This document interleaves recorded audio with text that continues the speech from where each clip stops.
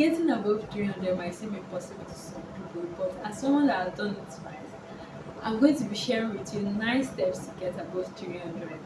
Hi, I'm Olakana Martha, and if you're new to this channel, my goal is very simple to help anyone that's preparing for a job to actually get their dream score. So if this resonates with you or sounds like something you are really interested in, please like this video and subscribe for more videos like this. And let's get right into the video, shall we? This video is divided into two parts. We have the preparation or the planning phase, and we have the action phase. So the planning phase is where we lay the foundation, so that when we start taking action, everything will just fall into alignment. We have 9 steps. So these 9 steps are divided into two. 5 planning or preparation phase, and 4 action. First of all, you have to start early, because you cannot compare someone that's using 2 weeks to prepare for an exam to someone that has been prepared for the exam for like 8 months, 6 months. You cannot compare their result. Definitely there's going to be a disparity, there's going to be a distinction. You can't expect them to get the same score, because the efforts that other person has put in is not the same with the one that just used 2 weeks to prepare for the same exam and have the same number of topics to cover. It is not possible. We can't do that. So the one thing you have to take note of while preparing for your UTME is to start early. The second thing I have here is you have to reset your mindset. I call this the mindset shift. If you have this mindset that it is impossible to get 300 and above, you will never get it, because when you start to believe, your mindset will affect your actions, and your action will then affect your mindset. It's just like a circle. Your mindset affects your action, and your action affects your mindset. That's just it. So when you believe that people that are getting above 300 have 2 heads, then you're not going to get above 300, because you're looking at yourself, you don't have 3 heads, so you're not going to get it. But when you believe that yes, this thing is possible, you will start working in alignment with that belief. If you believe that something is not possible, no matter how you try, your actions will just stop at that point of your belief. If you don't know anyone that has gotten 300, just say, if Martha can do it, I can do it. You don't need anybody to encourage you. You have to be your own cheerleader. You don't need external motivation. You don't, yes, people are important. But when you're always waiting for people to believe in you, you really don't have your own self-confidence. The third thing here is you have to accept yourself. Accept yourself for who you are. You might be someone that takes you 6 hours to read something that another person just take them like 30 minutes to understand. You're not going to compare yourself with another person. The earlier you stop comparing yourself, the better for you. Because when you compare yourself to that person that just reads for 40 minutes and you are using 7 hours to read, it's going to just make you to not fully work in alignment with who. The fourth thing I have here is for you to set systems, not just goals. The first Jamb I wrote, I got 330, and the second Jamb I wrote, I got 350. My goal was still the same. So that really proves that it's not actually goals that actually make people to get high scores. It's actually your system. Just like James said in his book Atomic Habits, you don't rise to the level of your goals, you fall to the level of your system. What are systems? Systems are what you do every day, the tiny habits that create that. These are what you do to achieve a particular goal. Yes, goal gives you the direction, but system makes you to make progress. So if you want to make progress, if you set system, just imagine someone got 380 in Jamb, another person got 180 in Jamb. What do you think that the 380 person did? Do you think the person slept, scrolled on their phone for 6 hours a day? Do you think you cannot get that kind of score by luck? It is not possible. So just forget about setting high goals and doing nothing. In essence, what I'm just saying now, instead of you setting goals, you know that no matter how big your goal is, you're never ever going to achieve that goal except you put in the work. So instead, just save yourself the stress and the heartbreak and everything after Jamb. Save yourself all those things and start setting systems. Systems can be as simple as, today I'm going to finish two chapters in chemistry, and you finish that chapter. That's a system. That is something you're going to do that's going to move you closer to your goal. But if you just say, I'm going to get 380, how are you going to get 380? You don't know. You're not going to get it. You're not going to get it. But if you say, I'm going to say, if every day you're reading 2 chapters, who knows? Very soon you might finish the syllabus, you might understand everything very well, and definitely you will surely do very well compared to just saying, I'm getting 390, I'm getting 395. That's a vague goal. It's not detailed. Systems are detailed. They tell you how to get there. Goals just tell you your finish line, but system tells you your process. Like, you will not be disappointed, you will not be unhappy when you see yourself, like when you practice past question and you see yourself scoring low, when you follow systems. But if you just fix your eyes on goals, you just get so discouraged easily. You get so unhappy because you are doing past questions, you are getting 40 something, but you say, but this is not my goal, this is not my goal. No, I'm not saying goals are not important. What I'm saying is that goals really don't matter, because even the person that fails and the person that passed still have the same goal. Everybody wants to get 300 and above.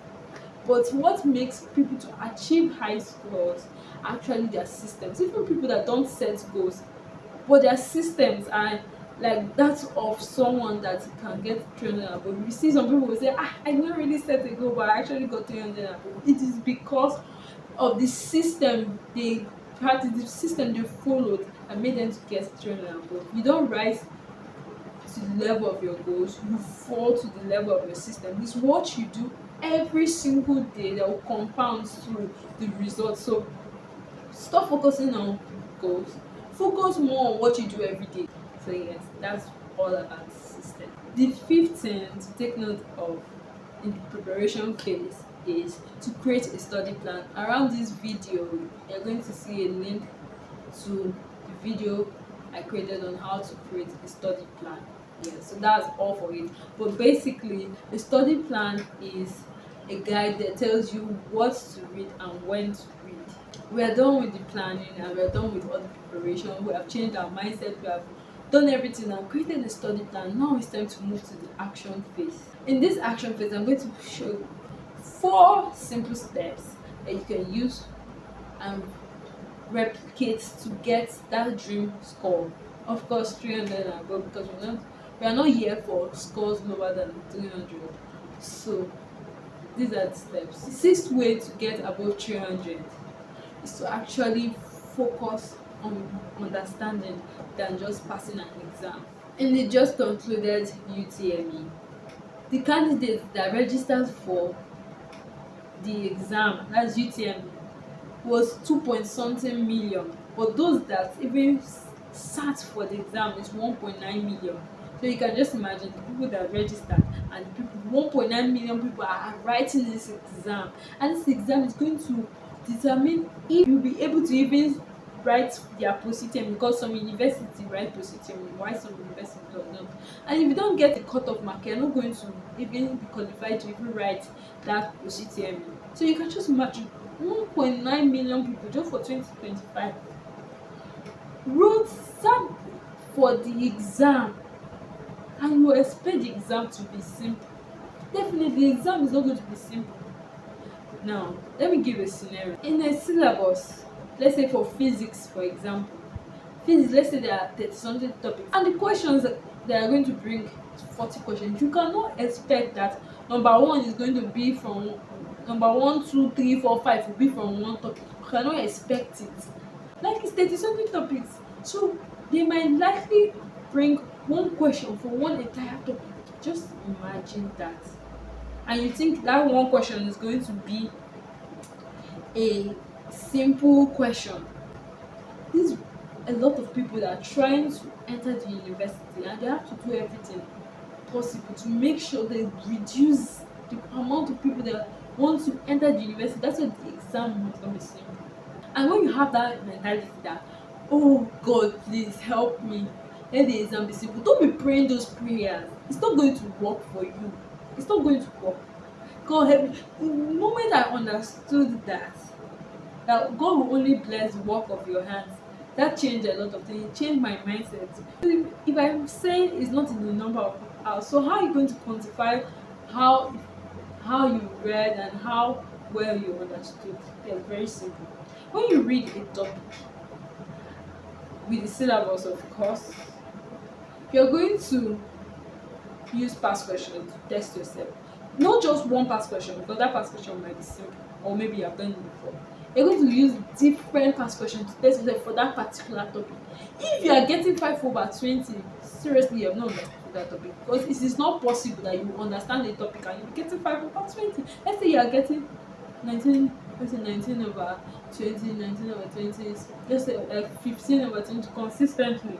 You get used to when you're consistently getting above average in different past questions on that particular topic. That's when you have understood that topic. For me, that's when I know that I've understood the topic. Because if you cannot answer questions from that topic, or you cannot even teach another person, seriously, you have not understood that topic. So in essence, what I'm saying is, we have to, it's not just about you have to actually read to understand. That's the aim, because Jamb actually tests your application on what you read. It's not just how long you read, because nobody's going to ask you how long you read. It's when you get the high result and people will be asking you how long you read. So that's just it. So the second point I have here is to practice past question. Past question can be hard copy past question and CBT, that's computer based test. When you practice hard copy past question, very good, but there's one thing I usually recommend is practicing with CBT, that's computer based test, because that is how that's how you're going to write Jamb. Even if you don't have a laptop, you can actually use a phone. The app I use is the test driller app. You can download it on your phone or laptop, and you sit down as if you are writing the main exam. Shut out every distraction, carry pen and pencil. And the mistake I made when I wrote my first Jamb is that I was practicing with calculator. Like, you're not going to have calculator, you're not even going to have square roots in the Jamb calculator. So you have to get used, stop using calculator, you're wasting your time. When you just get adapted to exactly how Jamb is going to be, that's how you are going to pass. You cannot be using manual calculator. Stop using calculator. You're not helping yourself, because you're not going to see calculator on that exam day.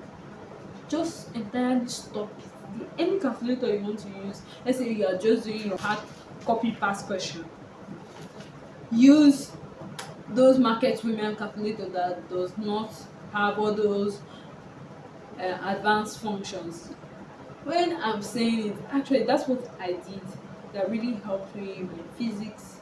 I think I'll create another video on that, how to like pass physics, because I know that is a major problem for many people. And there's one thing I would really suggest when doing your past question and your CBT: don't ever use 2 hours. I mean, you can use 2 hours, but for your own good, just use 1 hour 30 minutes. I never used 2 hours because I knew that time management was one of my major problems in all my exams, right from when I was very small. So I knew that that was a major problem. So I started using 1 hour 30 minutes. In the exam hall, the time was more than enough because I was already used to 1 hour 30 minutes. Consistently, I was failing because the time was too short. I was like, God, why is this time too short? But little by little, the score started increasing as I was practicing the CBT. Because of I started getting used, my brain, everything about me just started getting used, and I started calculating faster. I started using shortcuts. They're not going to mark your rough, so stop doing all those things. Start looking for short ways to solve questions. I'm not saying shortcuts, there's no shortcuts in life. Like short ways to be solving questions fast. Like there's something that you can actually solve in your brain that you don't even need to calculate. Start small, do little by little, and start increasing it. That's in essence, that's just what I'm saying. Then the eighth thing to actually, the eighth point I have here is to maximize your time. I know, like sincerely, this part is something I know that a lot of people are doing wrongly. There's some people that are not from so good backgrounds, there are people that really, they are actually working. This is not your first job, this is not your second job, and so they are working. I really understand, And I was in that kind of shoe. I was not actually working, but I actually thought of it. I always said, I don't have time. I'm going to classes. By the time I come back, I will not have time to read. But you have to learn how to maximize your time. What am I saying? The only thing that differentiates an ordinary person from an extraordinary person is just that part, that extra. So you have to go the extra mile and maximize your time, that break that you have, that people are using to watch movies, that people are using to just play games, that's time. Even with just 5 questions that you solve, even if you're just going through what you have read, that extra is what is going to pay off in the end, because in the end we have the same recommended Jamb textbooks. In the end we have the same syllabus. You say, oh, I don't have access to textbook, I don't have money to buy the Jamb recommended textbook. That's what you keep on saying. And the funny thing is that you keep on saying this thing this year, next year you will still write Jamb, you will say it, and the other year, until you come to the realization that we all have 24 hours. No matter how you try, you cannot say you don't have time and you are using 5 hours to scroll on your phone. It is not possible. Like, you're not going to get anything through that method. You have to come to this realization that I am accountable to every single action I take, so I don't have any excuse. On the job day, they're not going to say those that were working, those that did not have time, sit down here, and those that have time sit down here. Your questions are going to be simple, and trust me, we're going to give you tea as you're going to write this exam. Yes. And those that had time, we're going to make your questions so hard.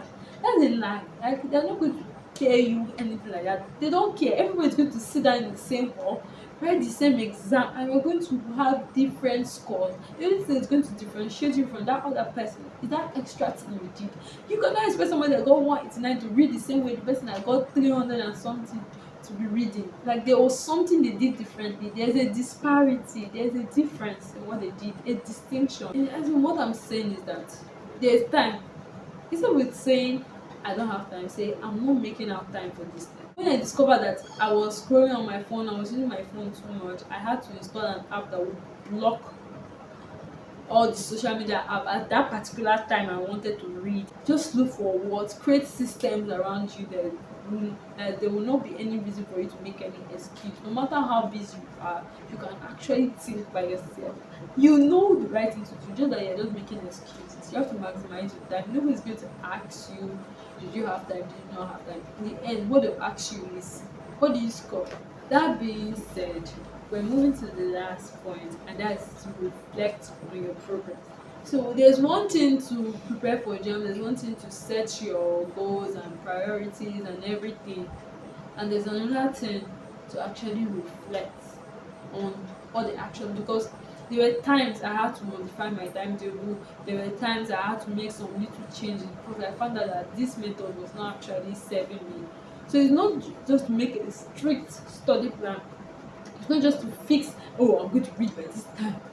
It's not. Sometimes things might happen. We are humans, we cannot control everything. You focus on what you can control. Things might happen, you might not like sick, you might fall sick sometimes, and all this kind of thing. You have to reflect, you have to write down what worked, what didn't work, and focus on those things that actually worked and make them look for ways to actually make it better. I think this is where we come to the end of this video. If you got value from this video, please like and subscribe for more videos like this. Bye.